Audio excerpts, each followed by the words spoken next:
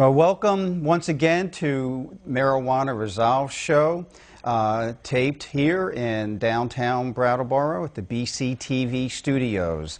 I'd like to just mention before we start with our guest today that we have coming up in the month of May, Hemp History Week, and we'll have as our guest Larry Block and Eric Lineback. Eric Lineback is from Vote Hemp. And Larry Block is the owner, which as most of you now know, his store is closed. Save the corporations from themselves. Both Larry and Eric will be here to talk about hemp in the state of Vermont. Today we have with us a special guest. Wayne Griffith is here to talk with us about medical marijuana today. Welcome, Wayne. Thank you so much. Thanks for coming on, Wayne. Nice to be here, Darryl. And Daryl Pillsbury, as everybody knows without an introduction, was sick last time, and as you can see, he is robust and healthy now. So, Wayne, let's get talking about medical marijuana since you're one of the Southern Vermont's premier medical marijuana patients in this state. Daryl and I know that you have a card and things like that. Why don't you give us some background about what happened, maybe in just roughly in terms of time, how long ago was it, and so forth, and a little bit about getting the card itself to prepare for you to use marijuana as a medicine. Okay, it was a very long process for me. I would say it's a lifetime process. I use medical marijuana. For me, it's a funny thing to say medical marijuana because I think anything we ingest is a medicine. All the living foods we ingest, garlic is a medicine, basil. In that way, I would agree that it's medical marijuana. That's an interesting point. For me, it's a healing plant. It's an herb. Right. And we use it, we ingest it to help us become better, more productive human beings, or we may ingest it so that we can escape life. I don't like to escape. I want to be there and be in for life. I want to be part of. So I say medical marijuana helps me become a better, more productive person. Marijuana becomes abusive when we can't get off the couch and when we don't do our jobs and we don't pay our bills and we don't feed our kids. Then it's a problem. But so is white sugar a problem that way, and so is caffeine a problem that way. And I'm not even going to go near alcohol and tobacco. Thank you. Well, you definitely don't get off the couch. Or over-the-counter medicines. Same thing. Average home hundreds of over-the-counter medicines, and people don't even really know what it's doing inside their bodies, mixing hundreds and hundreds of chemicals on a daily basis, wondering why they feel crappy. I don't touch over-the-counter medicines. I don't touch pharmaceuticals. I have minimal caffeine, minimal sugar. I really watch my body and how I function. And I use cannabis to help me function better. Well, then I could say at this point, you clearly eat a low-calorie diet. Also, it's you know you're not exercise. You exercise, sunshine. Right? I got my card for post-traumatic stress disorder. Anxiety disorder. I could not function. I tried using the pharmaceutical method for about 7 years, and I ended up in the retreat 6 times. I was unable to take care of my own self. I was unable to take care of my children, and I couldn't work. At the end of a 7-year period of using just pharmaceuticals, I threw them away. I went back to just cannabis. And I told my doctors I refused to do the pharmaceuticals. And for the next 3 years, I did fine. It was hard. I struggled. I had hard days, but I didn't have to be locked away. I didn't actually go nuts. And so I used cannabis successfully. My doctors saw it. They watched it over the few years, and then they said, okay, this is a medicine, and they signed off on the card. So I now have medical marijuana for post-traumatic stress disorder, also joint pain, also wasting disease. I had anorexia, that sort of thing. The paperwork, they only allow it for a few things. Right. What it really helps me with is post-traumatic stress disorder, which isn't on their list. But wasting diseases is on their list, and pain diseases are on their list, which I also deal with. So that's how the doctors put it through. Again, I hate the term medical marijuana. I think it should be a free plant. I think we should do the Socrates thing. We are our own doctors. We should be able to take care of our bodies and heal ourselves from the things around us. Right, and we agree it's a natural plant. I mean, there's no reason to push it through a prescriptive process. We see it, I think, more as an adult issue, that an adult should be able to be allowed to do this. And you're right, whether we're using it for medical reasons or personal reasons, recreational reasons, some people actually use it just to relax. Absolutely. And what's wrong with relaxing? And what's wrong with that? Would be society? me. Right. That would be me, because to relax. For me, I go through a lot of stuff during course of my day where I do a lot of stress-related things that are dealing with a lot of issues. All day long. And all day long, almost. From the time I wake up, it could be with the heat fund, helping somebody who needs help with heat, to trying to get a skate park, a ton of little things that I do.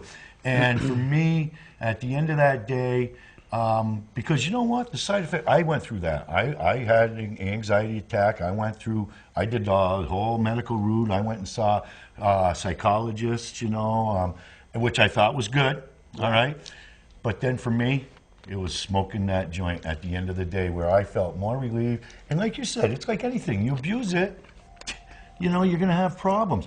But for me to relax and be able to go, whew, okay, I'm good now. Right. All that tension and all that. Now, and people think that's bad, but it's all right if I go to the doctor and, like you said, open up my medicine cabinet, and then I got 3 different things, and each one carries a risk. Each one has a side effect. It's unreal. And they add more and more and more to it. I'm not going to say smoking marijuana doesn't have a side effect, but for me, none of them are well, the side effects of bad for me. aren't they really like almost nil, really?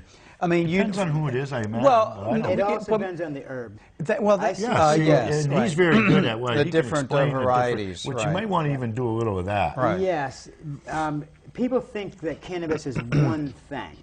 There's cannabis plants from all over the world, and we're losing what they're good for. We need a pharmacopoeia of cannabis from old world breeds.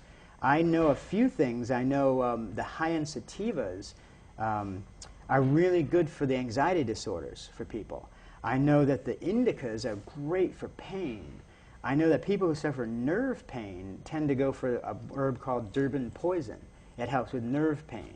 I know people with bone pain that don't know what herb they want. And it's different herbs. There's sativas, which are usually wakey daytimes. There's indicas, which are usually sleepy, mellowing, and pain relieving.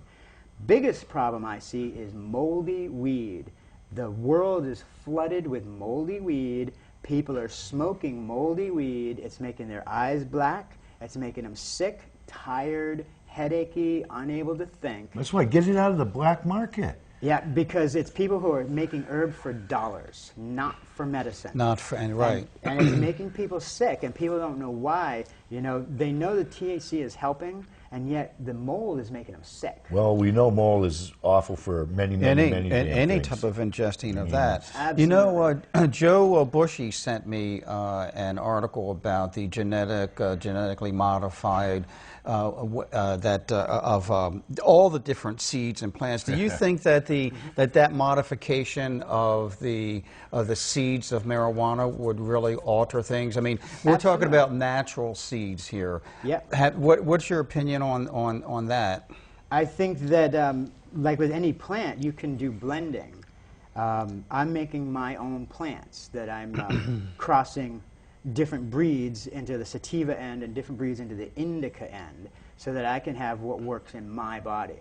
Most people can't do that, but I'm getting old world breeds from other people around the world. You're the Gregory Mendelsohn of marijuana botany. Good for you. Well, the thing that's impressive, though, is that, Wayne, from my dealings over the last few years, really it's not like he's going out buying marijuana and just consuming it to consume it. He's actually going after the medical effect. He knows what he's talking about. Right. He knows the different, which I think helps viewers because, the average viewer just thinks pot's pot. Yeah. They probably have no clue Matter of fact, I just read a thing where they want to, if they did legalize it and taxed it, they would tax it on the amount of THC maybe that you were consuming in it, you know, $10 for whatever. And even that, the THC is one of the hundreds of elements. There's so many other elements that are critical. And once people start purifying the THC out,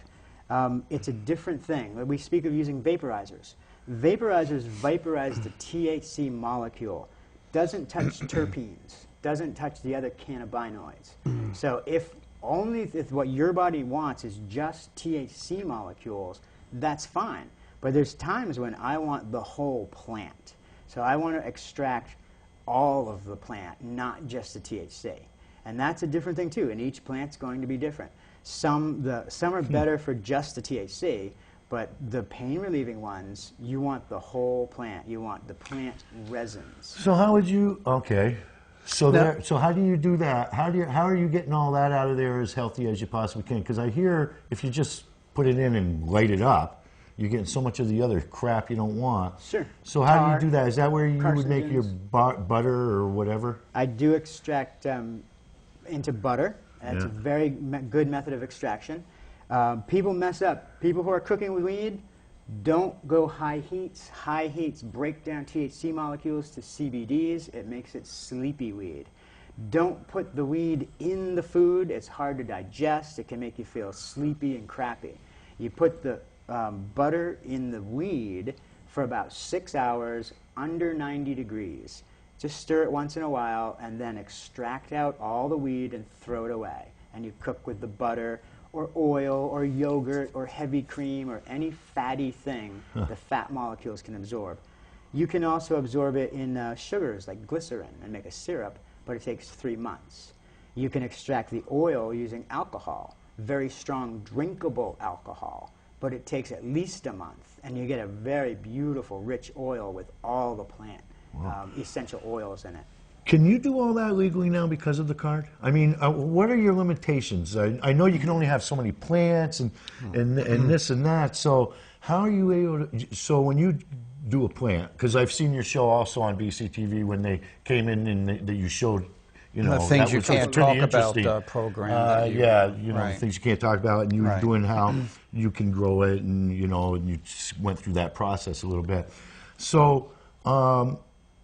I kind of lost track of what I was getting at there. How can I make all the things I make? With limited, you're taking everything apart then. I use every single bit of the plant. I use sticks, stems, leaves, every single piece of plant. Only thing I don't use right now is roots, which you can break down and eat. What about the seeds that comes from that? What do you, because seeds, of course, is consumable, obviously, because you can make complete food. Right, yeah. It's one of the few complete foods on Earth. In fact, you know, and if you've ever read the ingredients of hemp powder, for instance, it's astonishing.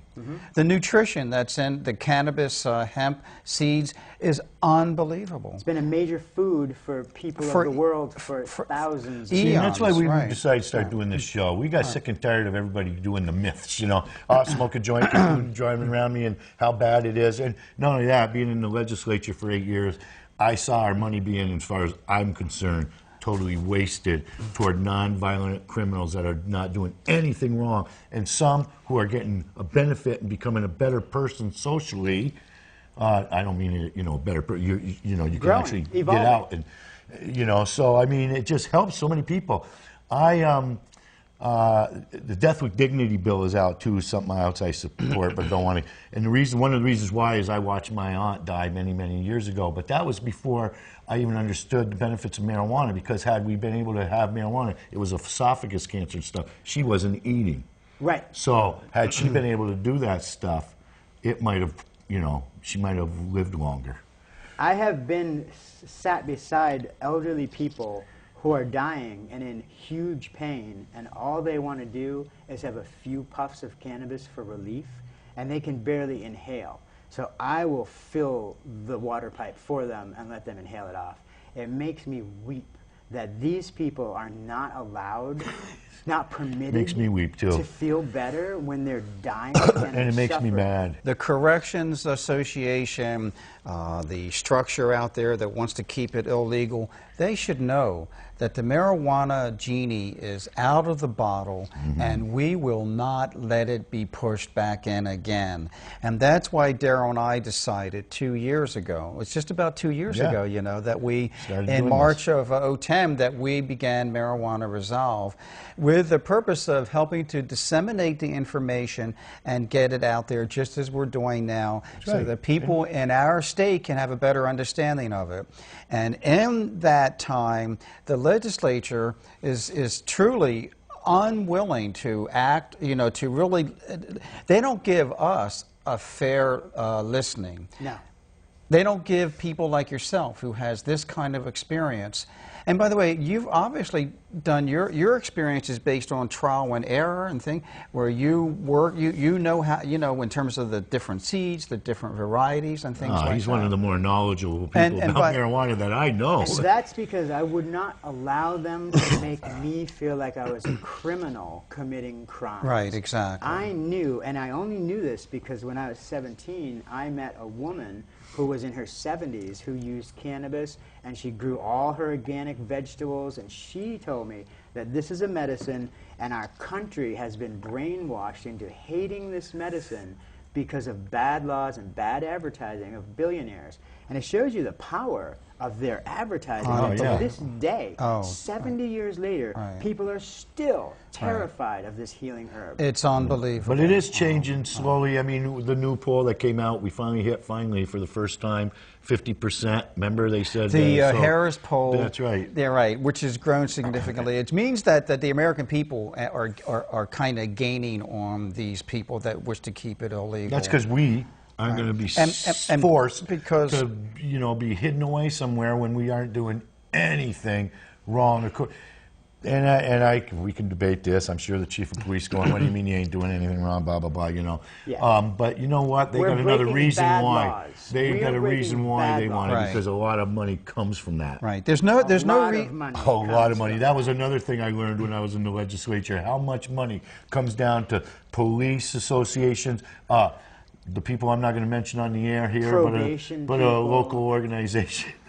Well, you can mention them, Brattleboro area, because we keep giving them, hey, we're giving you guys the prevention people and the prohibition people. They don't want us even talking about this. Right. They'll lose their funding. If all of a sudden tell. that became legal, they would lose so much money in funding. And well, they also do, to their credit, they also deal with things like cigarettes, tobacco, and alcohol, and things like that. So what they do is, as you said before, that they could do some good, but it's the preventionist and prohibitionist mindset that they have. And the crap they put out. I'm 62 years old. Why the hell do I want somebody telling me whether or not I can use a natural plant or not? And why are we reprinting bad information? That's the thing. And bad information is not true. Let's stop disseminating bad information. That's right. You put out your facts that are actual facts and can be backed up. I'll put out my facts that are actual facts and hopefully can be backed up, because we know we haven't had a whole lot of studies when it comes to marijuana. It's not even allowed. You won't get funding for any pro-cannabis study anywhere in the United States. But the one they did do lasted 10 years, from 96 to 2006, when they wanted to show how many deaths were directly attributed to marijuana, alcohol, all these kind of things. Marijuana, zero. The Aspirin, pharmaceutical drugs, a year. And the pharmaceutical, the top 17 FDA-approved drugs, 11,000. Isn't that amazing? 11,000. Wayne just mentioned aspirin. Aspirin potentially can kill you.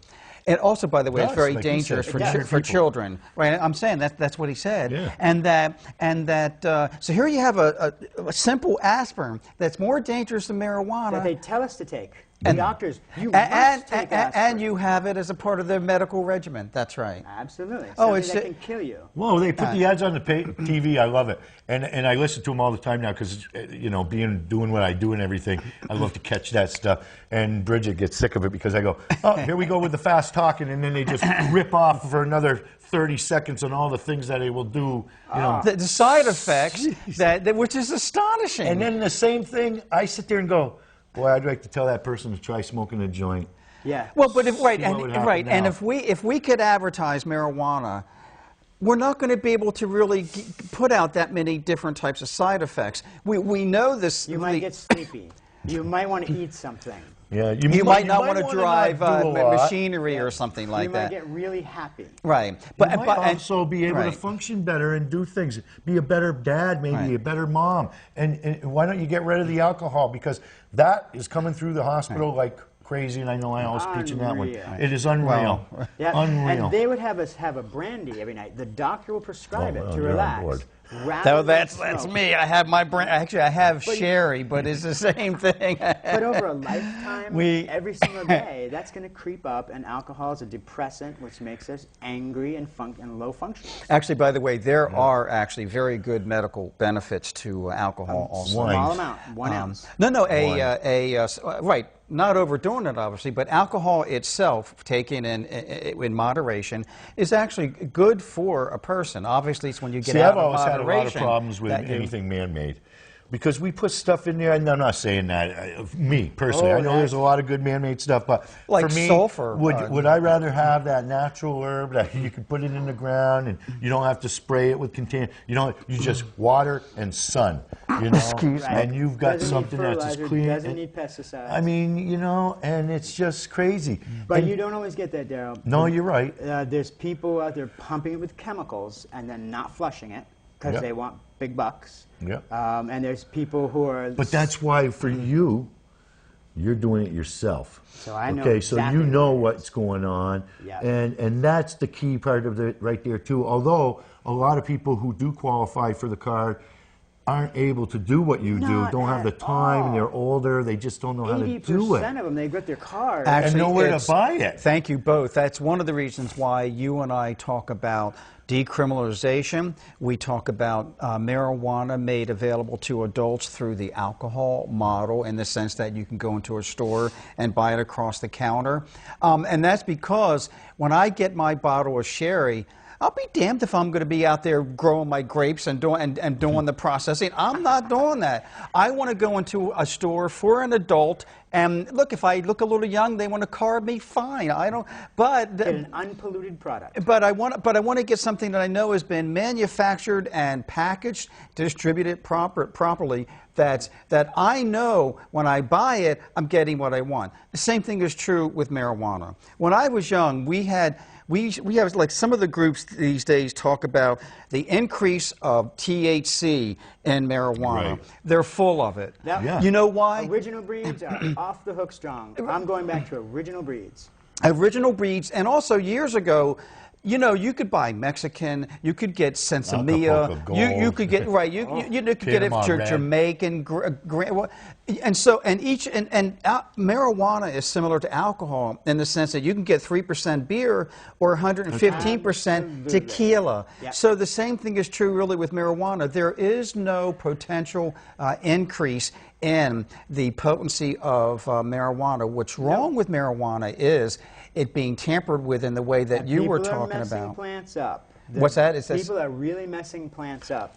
The problem they're we trying have to auto-flower, they're trying to make them all females, and they're messing up genetics. Blending things. Right. And now we have people that are skirting the law by doing the fake pot that you can buy in a catalog. And that's killing people too. Vermont Vermont just bath salts? Yes, Vermont. They usually just is always, outlawed that. we I do think. it fast. Yeah. But I mean, bath salts. But now they're sitting there though. They actually hire chemists to say, oh, they just made this illegal. Figure out another way to get it in. It's chemical. unbelievable. Yeah. And by the way, there's one other thing. So let's make this one get rid of that whole market too. Right. Because you know who's going after that? The kids. Yep. Come on, you guys out there. Poisoning their Come on. organs. Poisoning their This is liver, ridiculous. poisoning Are you paying attention? Well, I don't know how they can. They haven't been. Look at our current legislature. You say they're willing to jump on something that you can buy in a catalog, but yet they're not willing to take a serious look at adults like us who are talking about marijuana in a sensible that's fashion. the Speaker of the House. And listen, if you happen to be watching this show, call the Speaker of the House, Shap Smith. Let him know, that you would like at least have him get it on the House floor, okay? Well, let's debate it in front of Vermonters. You know what? If Shapley I'm Smith, very bummed out about him. If Shapley Smith is listening, or your staff, We want to talk to you. Yeah. Now, we can come to you or you can come to us, but we'd like a civil conversation, and we really want to know why. What exactly is it that prevents you from treating us as adults? And Exactly. don't tell me, we and wanna please know don't that. tell me that it's not time, the legislature doesn't have time, because I can tell you one That's of the things, not true. one of the things they're studying right now, again, is how to save money in the Right. prison system. I can tell you how. I can make cookies for your prisons and for your kids that are having a hard time, and it would mellow them all out, and they'd be happy with no side effects. Right. Yeah. Well, because problem. what we need to understand is that marijuana makes people feel good, and there's nothing wrong with that. Right. It's not a crime to feel good. Not a crime No. to feel good. No. And so what we wanted, for instance, let us testify. You know, Daryl and I, certainly Daryl, you know, was a state representative. Let us talk before and if you're going to be listening to your police strata who are telling you that that it's in terms of medicine and in terms of recreation use and all of that we're going to influence kids to use it. Those are tired old excuses. That doesn't happen. If marijuana was legal for adults today, I think we would have less kids using marijuana because they would have to go probably through a would. licensing process like we do for alcohol Absolutely. now. It would So doesn't normalize that it. make sense to anybody? So the tired old excuse of that has really got to give Well, way. we've So- already busted that excuse anyway. Well, we're gonna- I mean, well, people we- look for we- excuses, they stick to them. Yeah. well- The laws are about dollars, and they're dollars fed to the status quo. That's Right. right. If we can figure out how to make cannabis free, but still feed the dollars to the status quo, it will be legal. Well, if that's we gonna can't happen, figure out Wayne. how the dollars will flow up, Right. it will never be legal. Well, California and figure it out, Colorado they're are gonna good do it. examples of that. Now, just jumping back to medical marijuana real fast here, if you were to recommend to any legislature, including ours, what they should expand this is the reasons why you can have a medical marijuana card. What are some of the things that you would add to allow patients to use marijuana? Well, personally, I would say if you can say cannabis helps me function better, No matter what the ailment is. That's good. You all don't even you need a definition. Not But you a did thing. mention that PTSD is not really, the post-traumatic stress syndrome. not on there Is yet. not It's on that list. expanded already since the first time it's come out. I don't believe that was one, but when it first came out, Wayne, That it has was a- very small. Very targeted. narrow, and you couldn't. But at least we have things with veterans now who are talking to their doctors I think more you're gonna see PS about that. So. Post-traumatic stress syndrome, get on it. I Okay. forget We that it gotta helps go me with joint pain because I smoke every day, so Right. I don't suffer with joint pain unless I try to cut down. Yeah. And then I'm you like, oh, that's right. and you notice, and therefore, and see, but at least you're able to use it. Well, ladies and gentlemen, we've had a very good conversation Yeah, that with, was very with good, Wayne Wayne. Griffis. We gotta have you come back on. And he's very knowledgeable and informative, as you folks can see.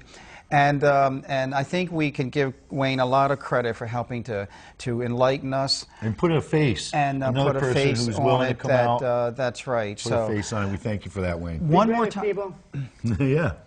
One last time, coming up, we have Hemp History Week in May. We'll have Larry Block and Eric Line back as our April. special in late April, but it'll be airing in May.